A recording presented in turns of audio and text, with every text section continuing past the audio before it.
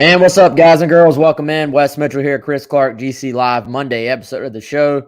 We are, of course, brought to you by our good buddy Clint Hammond of the Mortgage Network. ClintHammond.com is where you can find more information about Clint. NMLS number 71597. Hit him up. Email address chammond@mortgagenetwork.com. Several different ways you can call him. You see him right there. Hit his cell phone, 803-422-6797.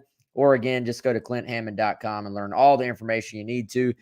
Clint will help you out through the process of buying a home or refinancing if you want to see what options you have out there to maybe save yourself some money. Certainly a great time to do that with all the low interest rates that are still available. So several of my friends have done the same. Probably a great time to look into that if you have not already. Chris, where do we start? Obviously, I don't know, man. I feel like we have to talk about the game a little bit.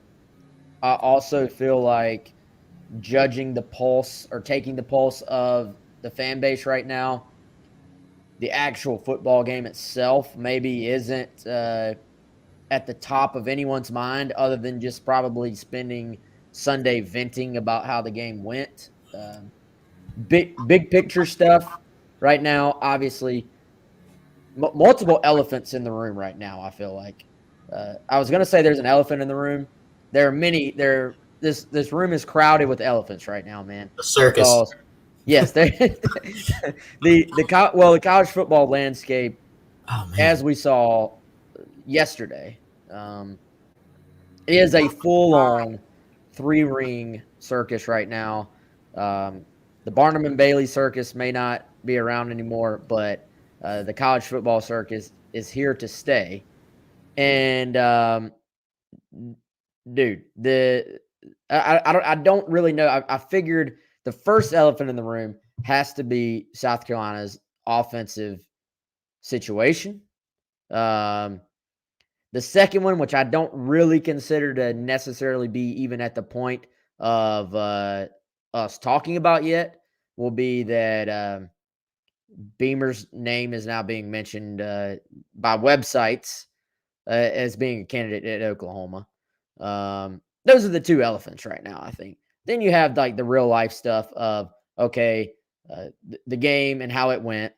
The fact that recruiting, what we normally would be talking about right now, Chris, is the fact that is a recruiting contact period. Believe it or not, the first national signing day is right around the corner, 2 weeks from Wednesday. So, man, there's plenty of stuff to get to in this show, but I think we should start with one of the two elephants in the room, and then we'll get into the other stuff. By the way, Chris, shout out Gamecock Russ joining us in the chat. Shout out to everybody in the chat, but also great to see our buddy Gamecock Russ in the chat today. Yeah, no doubt, man. And look, I think it's important to not play to our audience. That's not the correct term, but to read the room, Wes.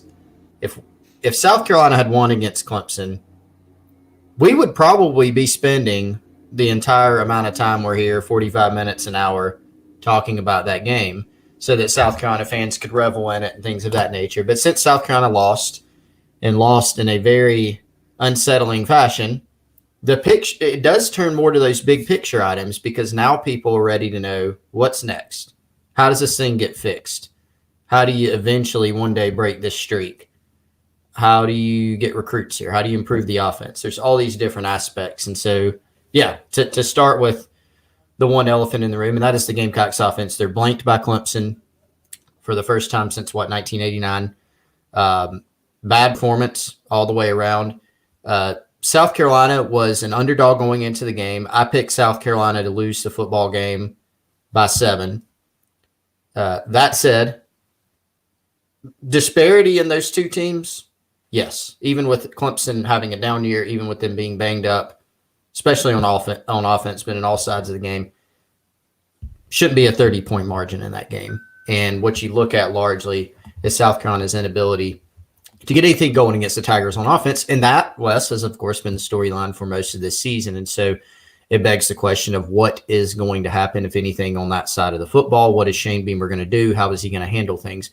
And I think from what we've observed since that Clemson game, that was the first question or the first demand that people made right in the aftermath of that game, starting during the game and then leading up to now. And I think what has gotten a lot of people off kilter, or whatever term you want to use, is the fact that we know that Marcus Satterfield is one of the coaches that's out on the road recruiting now. And so that has led people to say, well, that must mean he's back.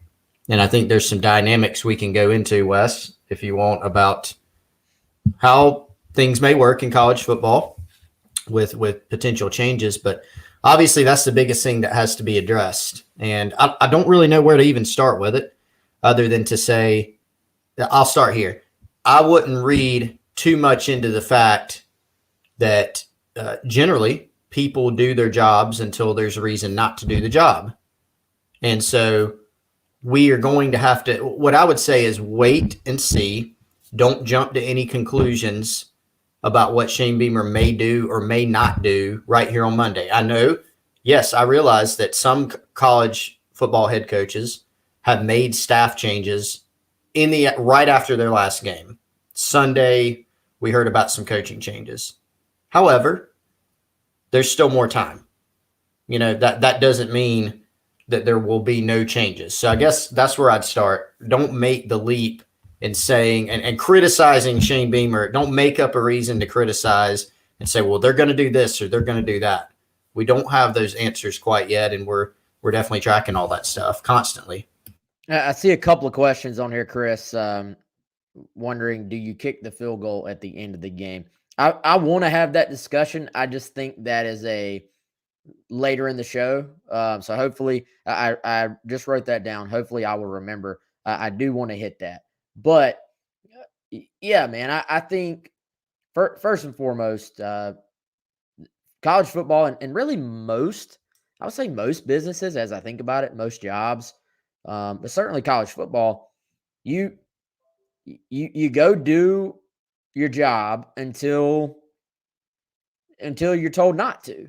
And, it's one of those things. Even when coaches know they're leaving, there are scenarios where you play out the season, or you play out until is determined that, that you are leaving your final date, something like that.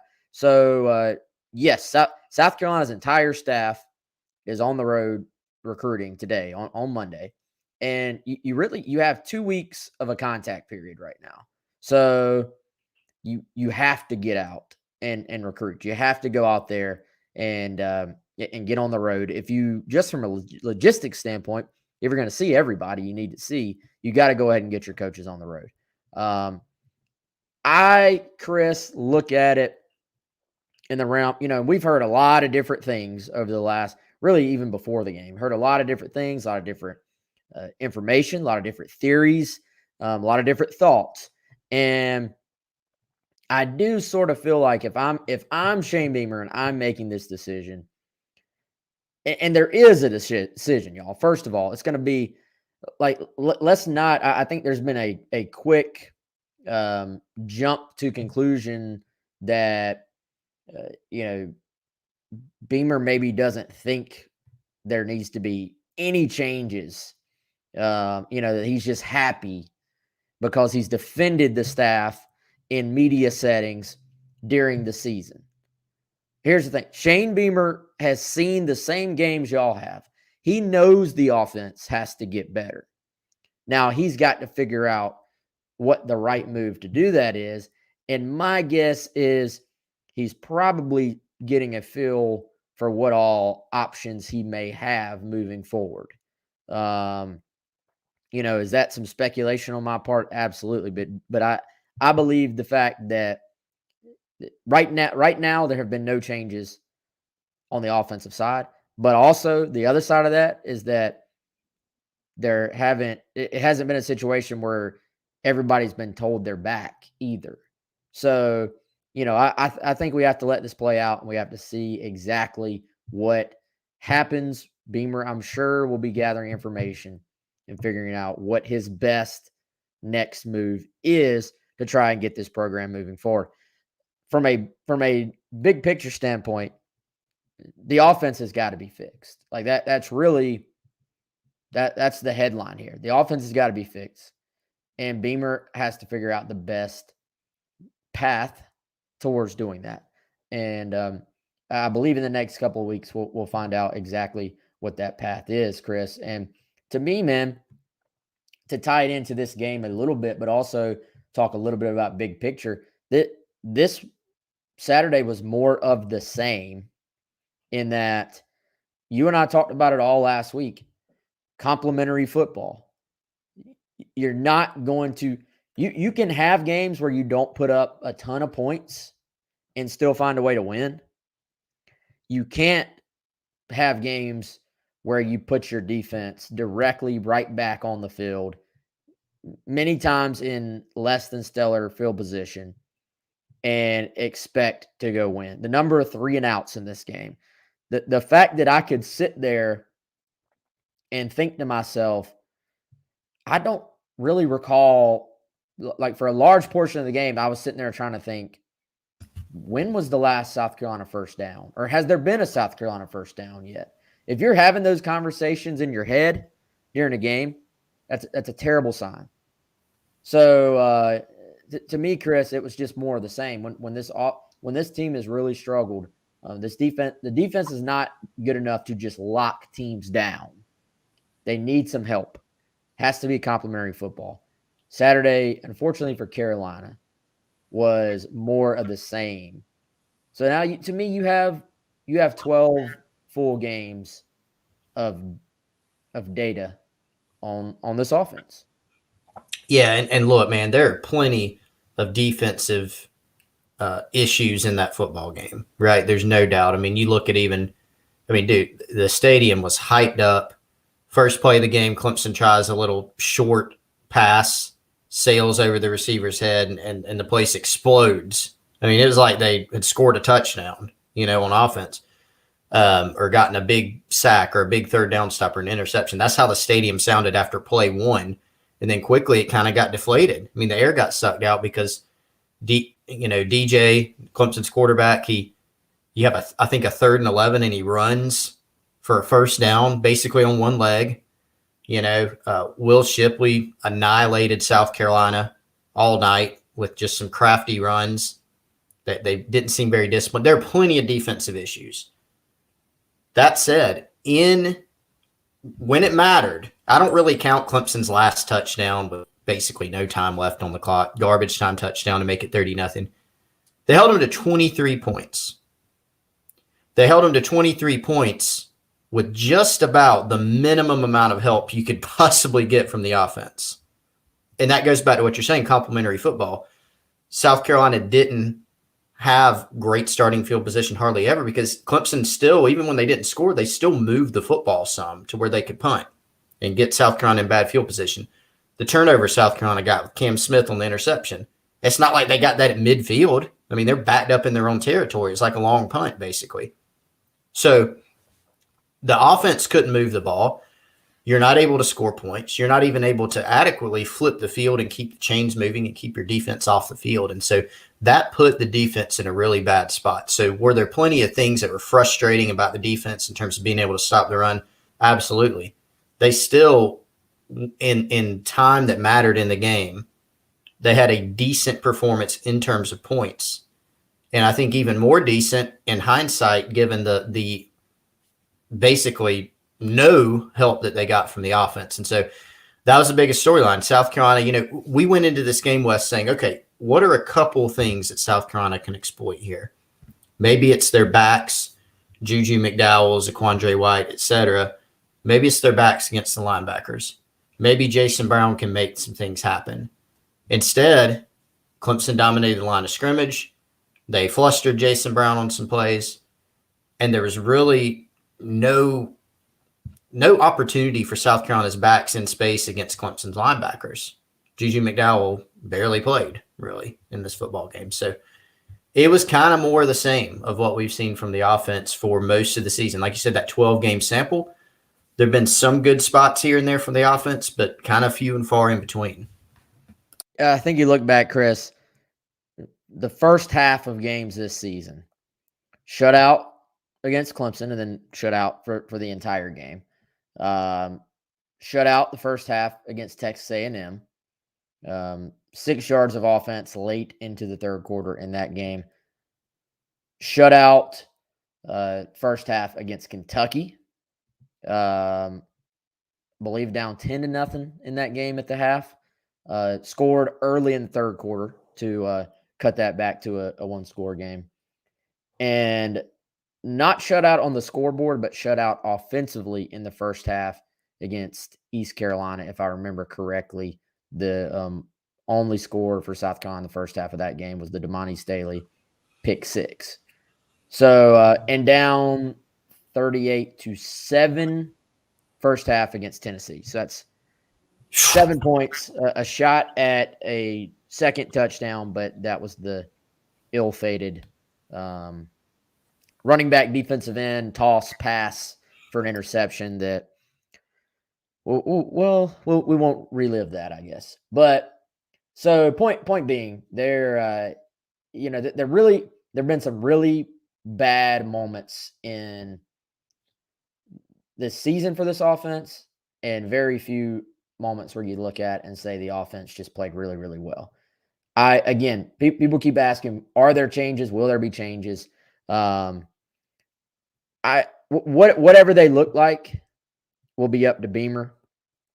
But guys, I can't look at what we saw for 12 days or 12 games, I should say, and not think that there's going to be some type of shift in approach on offense. You know what I mean? Like I'm not going to sit here and speculate directly on, somebody losing their job until things are like official and are happening. But the offense, with the way we saw it this past season, is not sustainable moving forward for the program. Now, the results we saw, if you kept it the same, probably are sustainable. I think you would see more of the same. But as far as the program and getting it where it needs to be, I don't know that it's sustainable. So we'll see. Obviously be some difficult decisions for Shane Beamer moving forward.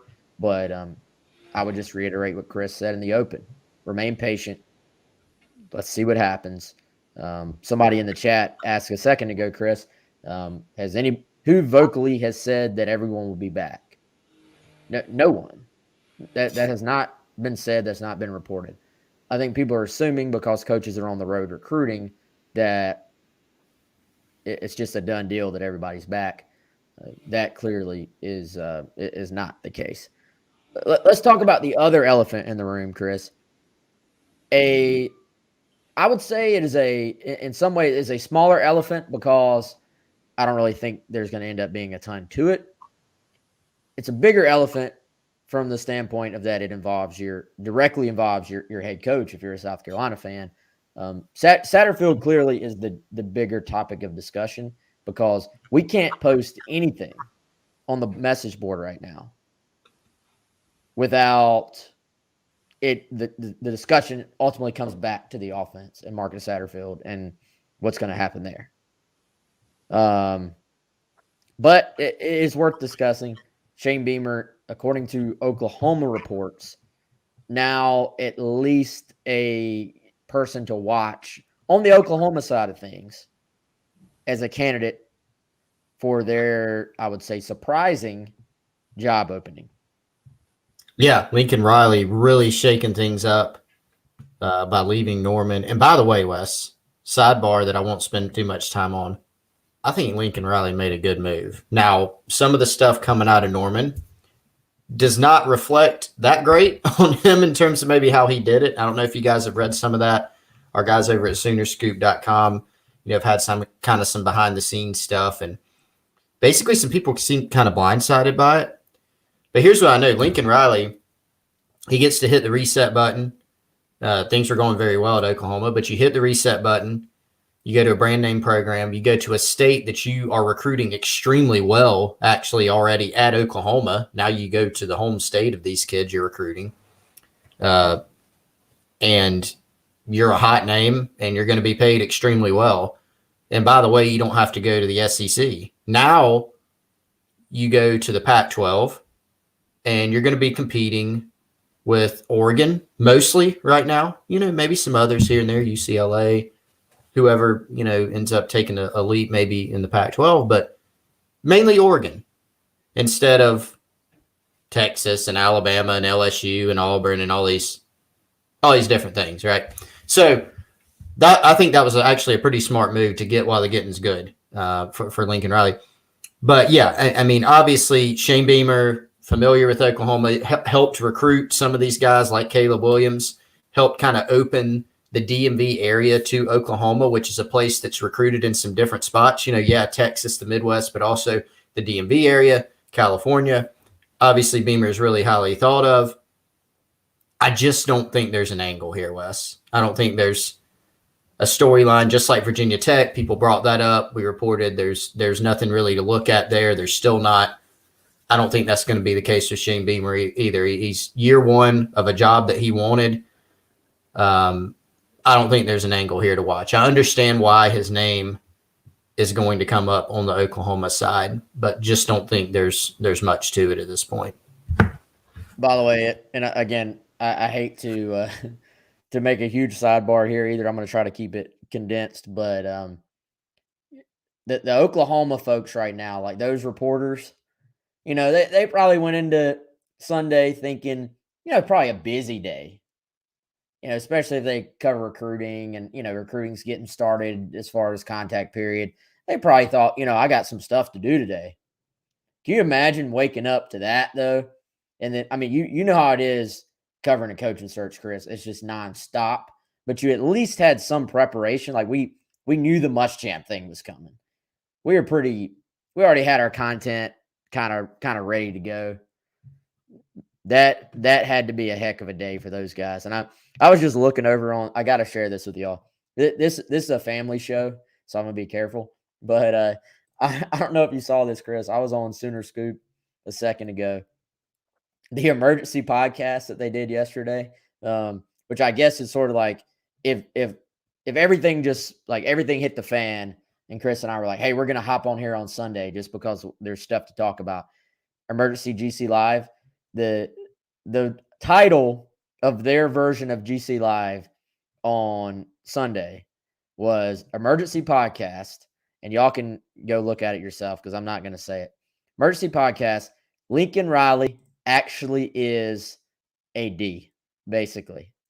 Like, my man left the building and ticked off everyone in Oklahoma. Apparently. On the way out. Like, one of the first, the summary, one of the third sentence is what the actual blank Lincoln in the summary for that episode of the podcast. So, man, I thought, I don't know. I've always just assumed Lincoln Riley's a pretty good dude. Not that it makes him a bad dude for like sort of putting his family in a better place. He got a great deal, got a great job. But all the reporting in Oklahoma is that they had been working towards a new contract for Lincoln Riley this season. And I'm leaning on, go check them out. Seriously, y'all, Soonerscoop.com. If you want to read up on the drama, go check them out. I'm not trying to steal their reporting, but they'd been working on a new contract for Oklahoma or for Lincoln at Oklahoma. And they thought they were battling LSU. And lo and behold, Southern Cal was operating in the shadows here. Gets the job done. A lot of people, Chris, were freaking out on Twitter about Lincoln Riley, I guess, not talking a whole lot at the player meeting. A lot of coaches don't even attend that player meeting. Like we've seen coaches leave a school and text the guys that they're out. So was some of it sketchy? Absolutely. The fact that Lincoln Riley was reportedly in the players' meeting and at least told them he was leaving, I maybe give him a little pass on some of that because he was there. But man, he definitely, Chris, torched some bridges on the way out. He did, and it seemed like just from some stuff that we've seen, Wes, and I think Jason Kersey from The Athletic as well, had some reporting on the kind of the aftermath, and it seemed like a lot of his assistant coaches, or at least some of them, were really taken aback. Check out the Athletic, Jason Kersey. One of the things I saw from his reporting, Wes, was that basically one of the assistant coaches after the team meeting and after kind of all the fallout was just like, I kept waiting for him to say, I was kidding, just kidding. And he never said it. So it's just crazy, on the heels of, the press conference where he's being asked about, again, everything was LSU centric. There wasn't really a lot about, well, maybe he'll go to Southern Cal, or maybe he'll go to the NFL, or maybe this and that. It was all centered on this LSU speculation. And so when it was brought up, I think Kerry Murdoch from Soonerscoop.com was actually the one that asked that question right after Bedlam about the rumors. Hey, I'm going to ask you. And he just cut him off and said, I'm not going to LSU.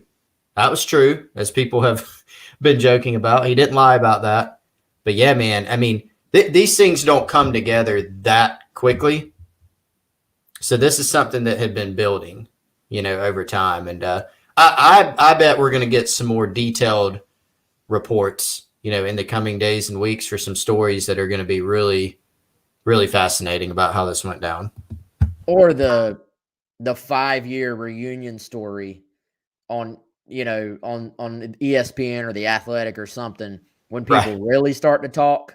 Like, how they do that this day 5 years ago, and it's like a deep dive, and people are so far removed from it that they don't care about not saying things anymore. Right. Those are always really fun, in my opinion. So there's probably some intermediary here that was linking this whole thing up in the shadows, and not going to even get any credit right now for making it work, but probably had a huge hand in getting Lincoln Riley to Southern Cal. So we'll see. I mean, you got to think that there's no such thing as a sure thing in college football coaching. You got to think that's close. That's as close to a surefire hire as you're going to get. And lots of rumors Caleb Williams could follow him there, which is crazy. Speaking of Oklahoma quarterback, Spencer Rattler officially announced that he is going to enter the transfer portal. A lot of Gamecock fans may be assuming there or questioning, rightfully so. Will South Carolina be interested? Would South Carolina go after him? Would he be interested in South Carolina? First of all, if I was Rattler, Chris, I maybe would have waited to see what was going to happen next. Me personally, if Caleb Williams, it is widely assumed right now that he's going to be out the door and following Lincoln to Southern Cal. So, I would have maybe waited and see what would happen. But anyway, you got to imagine that South Carolina will sort of kick the tires, so to speak, on any major quarterback that hits the portal.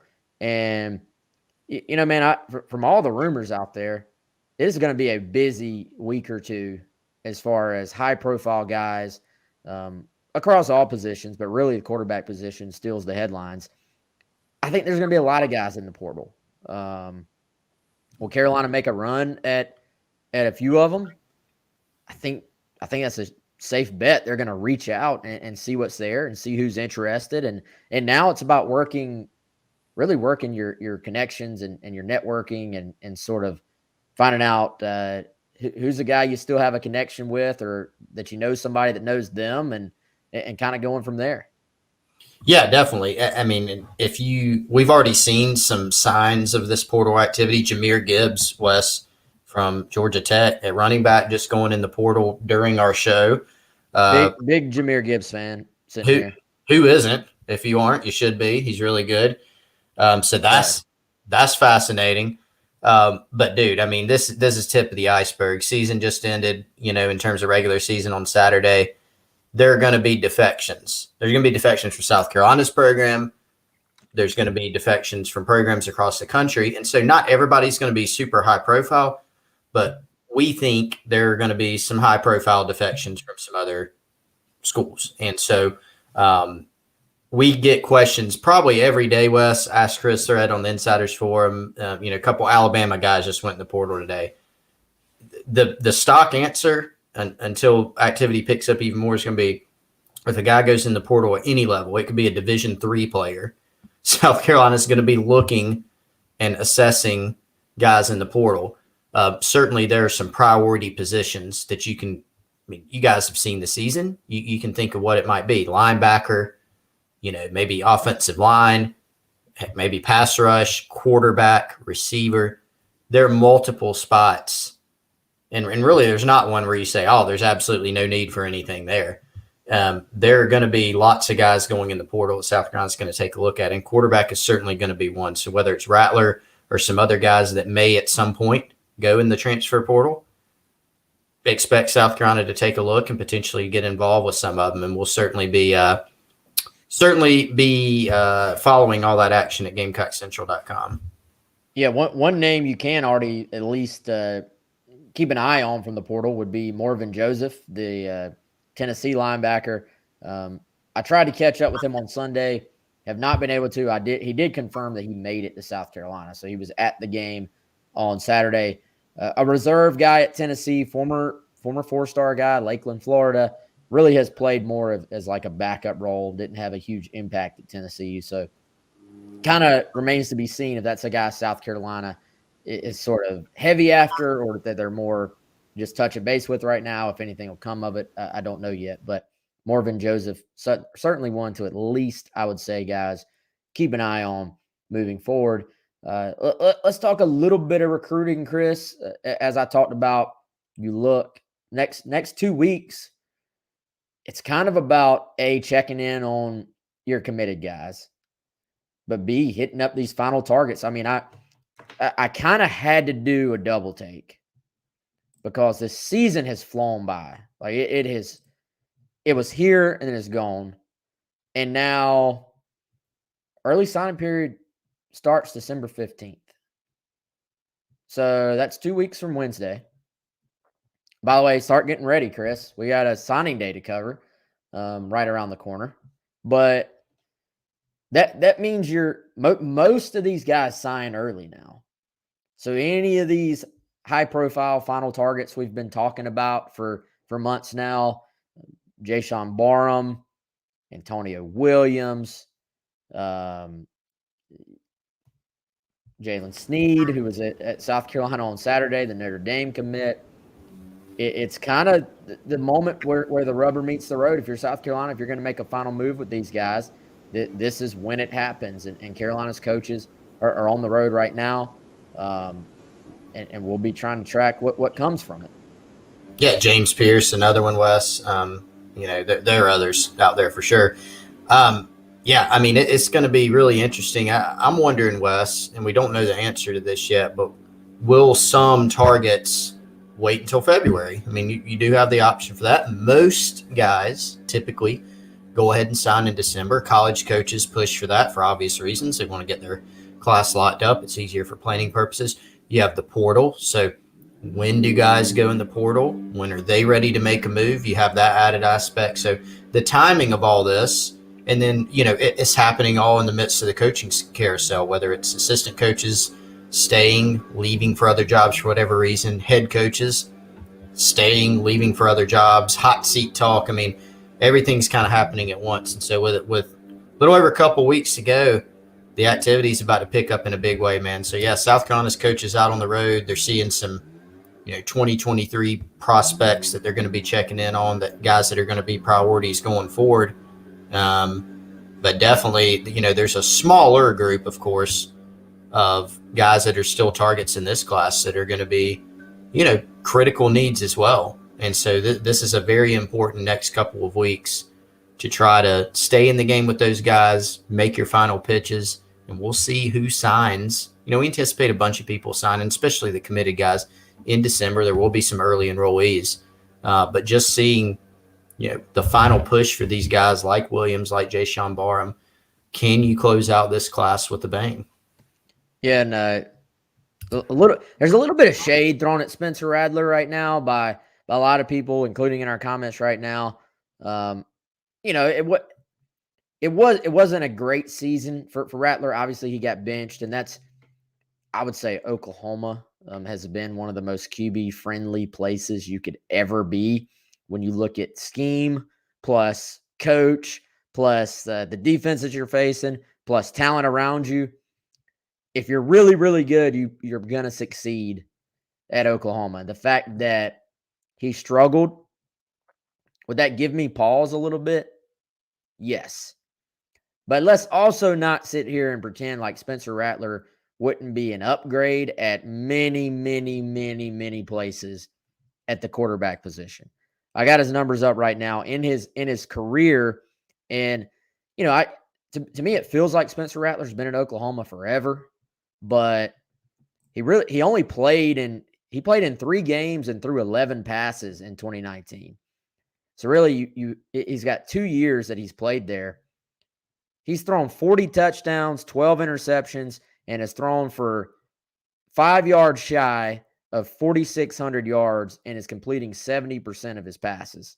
So you telling me that a place with a scheme that fits him wouldn't love to have that, that production at quarterback? Like, let's not pretend like Spencer Rattler is just awful. So I think he will land somewhere big.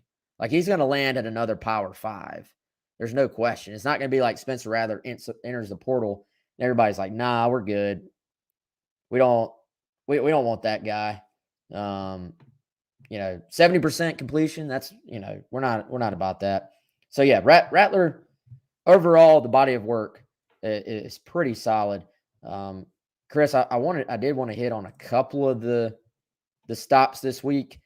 It seems like for the most part, this is about South Carolina getting out on the road, dropping in on high schools of underclassmen, seeing, and by the way, as far as the rules go, they can drop in on the underclassmen, can't really officially meet with the underclassmen. But the guys who are seniors, they can go meet them. They can go meet with them. Several in-home visits taking place this week. Lots of commitments that they'll be seeing, kind of making sure everything's fine there. And then really it's these final targets, man. You look tonight, Justin Stepp going in and seeing Landon Sampson. Of course, he is committed, but Stepp will go see Camden Brown, the receiver from Florida that's committed to Pitt. See him on Tuesday. South Carolina will conduct an in-home visit with Jalen Sneed on Wednesday. That's Clayton White will be there. South Carolina going to see Stone Blanton on Thursday.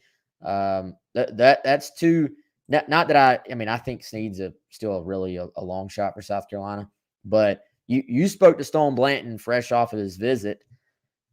What's your vibe there right now, man? I think that'll be something worth tracking. I've noticed this about Stone. You've talked to him several times. I've talked to him several times. Just a super nice, polite kid. Like, every visit he goes on is a super amazing, super fun. He uses the word super a lot. He does. Man, it's a super amazing visit. Super great coaches, a super good game. Just a polite kid.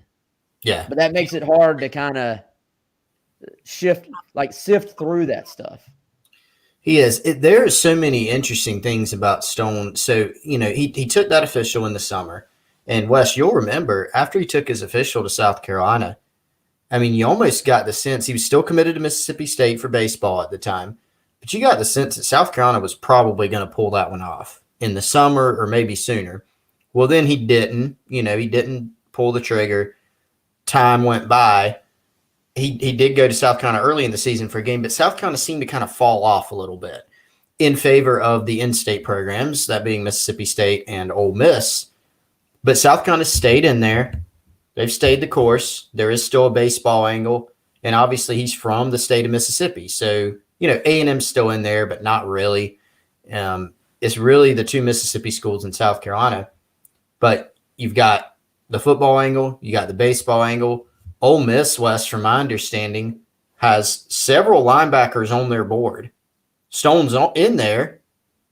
I think they would take him, but does he kind of sense that or not? Whereas at South Carolina, it seems like at least he's been a pretty high priority. So can you pull him out of the state? What's he think about baseball? he told me, he's going to have this final week or two of in-home visits and entertain some coaches and things like that, and think about it, pray about it, and see where he's led. So it's kind of hard to read. It really is. South Carolina got the last visit here, the last game visit, and he loved it. But there's just a lot of factors, at play here that kind of make it hard to read, and it really may come down to these final meetings with coaches.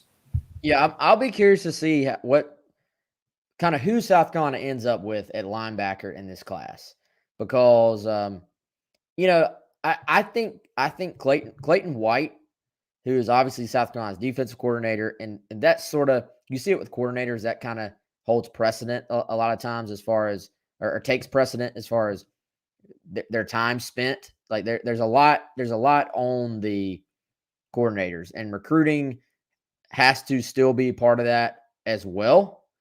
And to me, Clayton White is not one of these guys. You see some recruiters that are kind of very good at their job, but are like used car salesman type recruiters, and they'll go after a bunch of kids, and they'll land a bunch of high profile guys. Clayton White isn't that at all, but he does kind of strike me as one of those guys, a little bit almost like a Des Kitchings, in that he kind of picks the right guys, kind of builds these long-term relationships, very likable. Two of them are actually good friends from their time at NC State. It kind of makes sense. The fact Stone Blanton is like still listening to South Carolina at this point, I could see them pulling it off, honestly. We'll see. I got to think Stone was watching the game Saturday, saying that there is a need for Carolina at that position.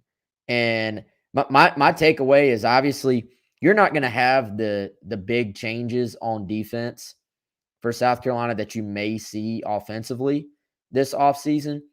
But priority one has to be to find a way to shore up the run defense moving forward. And, I think those kids at linebacker have played their butts off.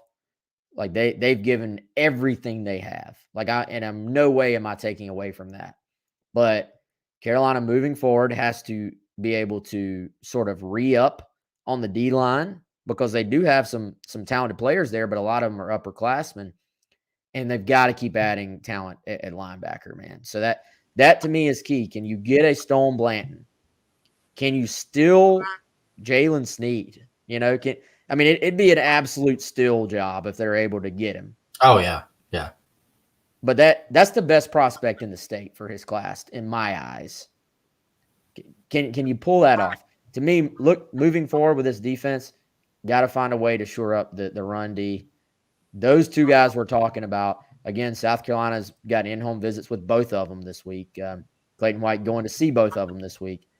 That's something to track, but also a key moving forward.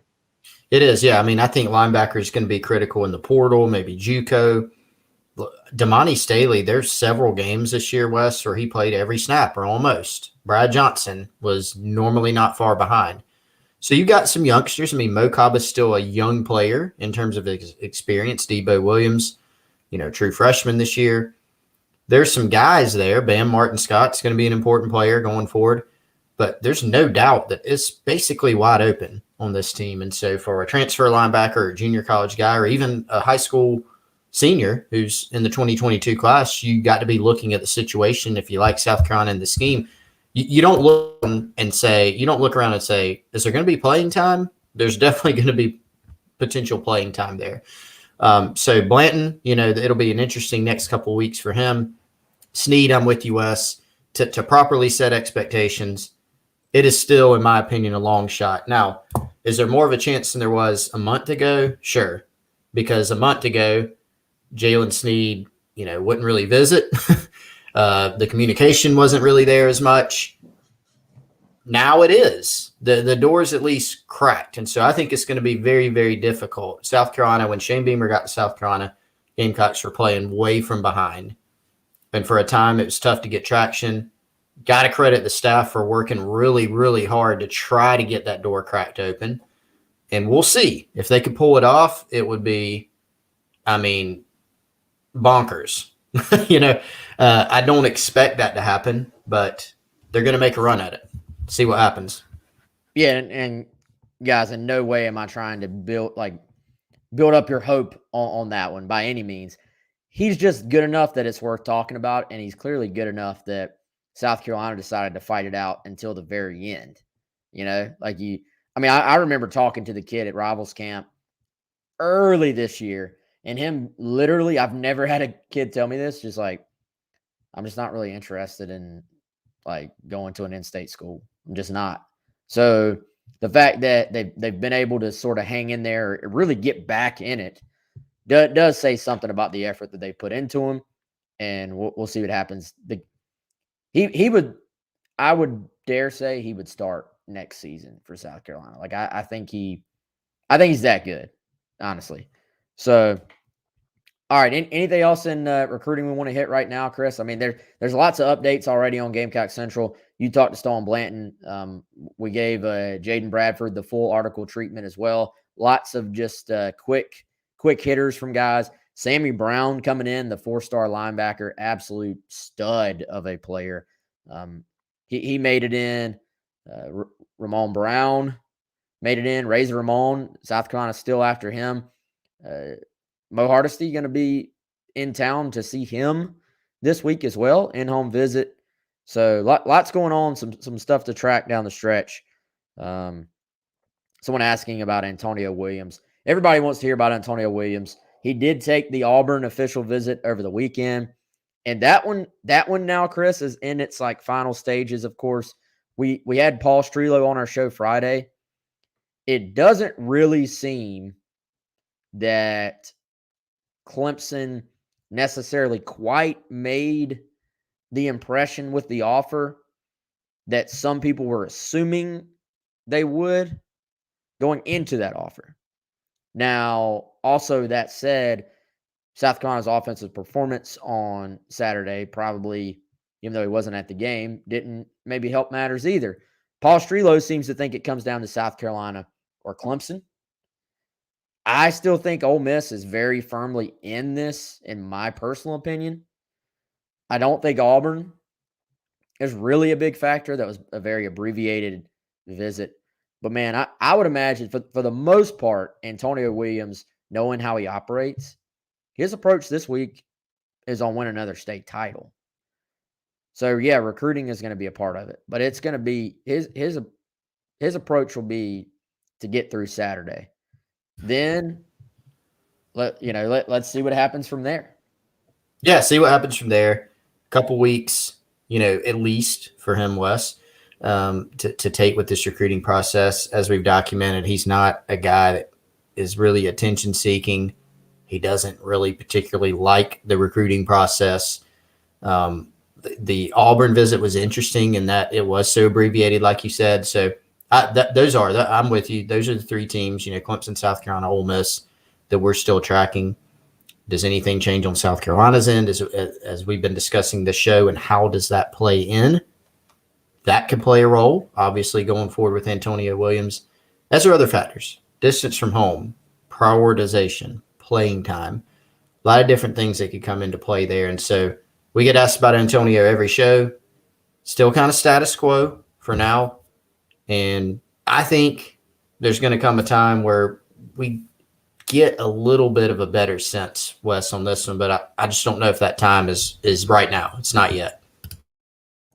I'm with you. We'll find out soon. I feel like USC Light asking about Jalen Foster not getting all SEC. I believe that's the PFF. That's what came out.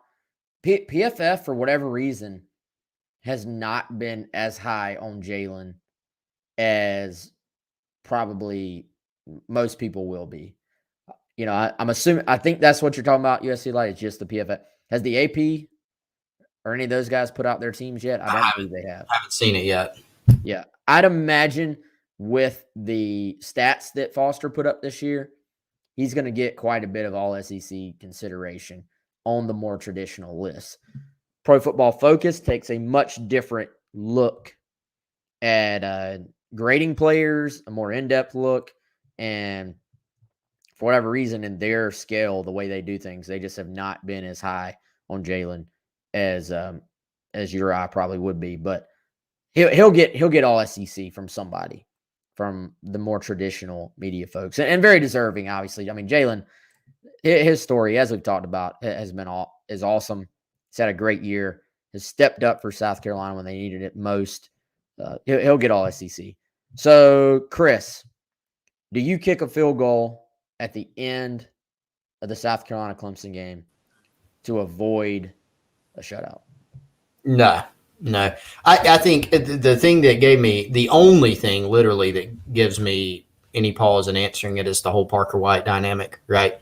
But other than that, I mean, dude, how many people would get mad at Muschamp for when South Carolina was down? You kick a field goal late, kind of, you could say it was meaningless or whatever.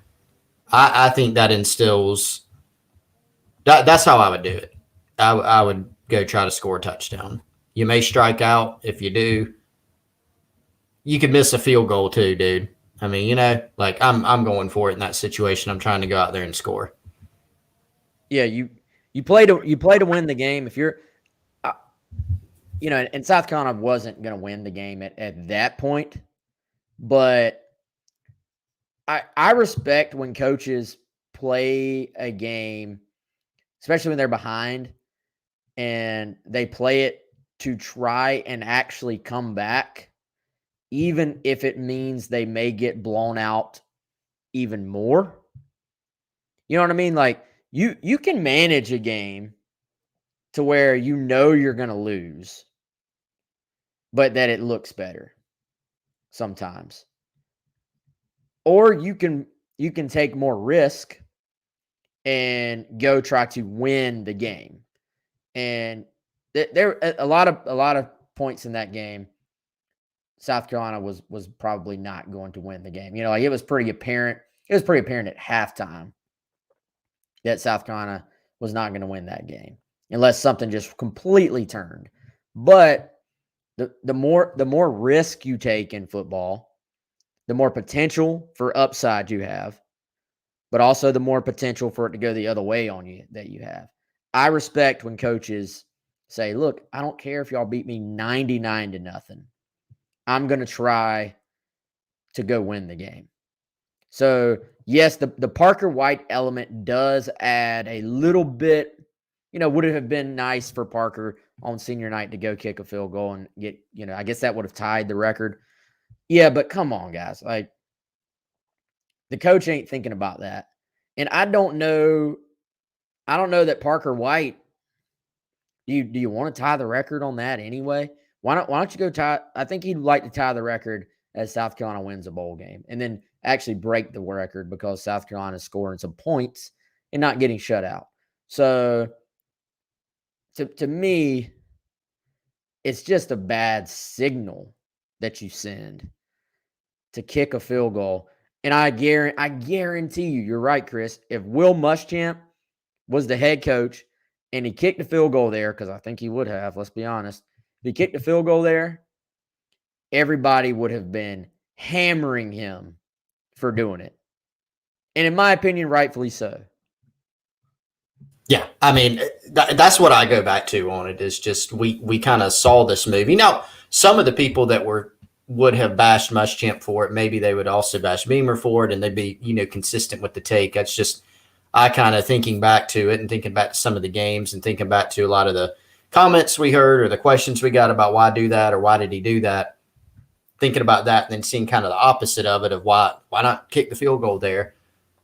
I tend to think that more people were probably concerned, or it was pretty close, pretty equal in terms of being concerned about Parker getting the record or versus avoiding the shutout. I mean, 30-3 versus 30-0. I know you don't want to get shut out. To me, I think it's a little bit important. You're trying to send a message to the team, go out there and continue competing, right? And you got to say Shane Beamer's been consistent with that. Again, the team got whooped on Saturday night, but you didn't look around and say the team quit. They're not playing.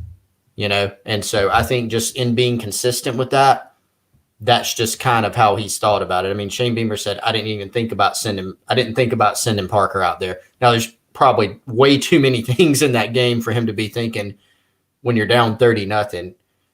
He's not thinking about, let's get Parker this record, that's understandable. So I think it was just being more consistent with the value that he's tried to instill, which he talks a lot about competition, continuing to compete no matter the circumstances. I think going out there and trying to score a touchdown, is probably a little bit more indicative of that. Yeah, man. What else do we want to hit? I think we've hit a lot of stuff. I'm going to hit Dead Soxy real quick and tell the people about it. There you see it on the screen, DEADSOXY.com. Holidays coming up, guys. There used to be a time, Wes, you remember back in the day, you would get your stocking or you would open like that Belk-shaped box, and you knew in that box there would be socks, and you're just annoyed by it. Well, maybe we're getting old, but I've talked about this. Nowadays, you get a cool pair of socks. It's pretty nice. So make sure you get high-quality socks, Dead Soxy, DEADSOXY.com. Use the promo code COCKY, get 25% off your entire order at DeadSoxy.com. Yeah, that's how you know you've gotten old, man. The day that you were happy to get socks for Christmas is the day that you are officially old. Yep. Used to be if you got socks for Christmas, you were like, man, what are we doing here? Where are the toys at? Santa, what are you doing? Now I'm like, I did need some more socks, so I don't have to go buy them. I'm cool with that. I'm good with that. Craig saying Venables to Oklahoma. That would be a good thing for the Gamecocks. Is that out there, Craig? Is that I mean, I know it's out there as a possibility, but is there something stronger than that? Craig consumes more sports media than anybody I've ever met. So if it's out there, I know Craig has got it for us. So let us know before we go off the air.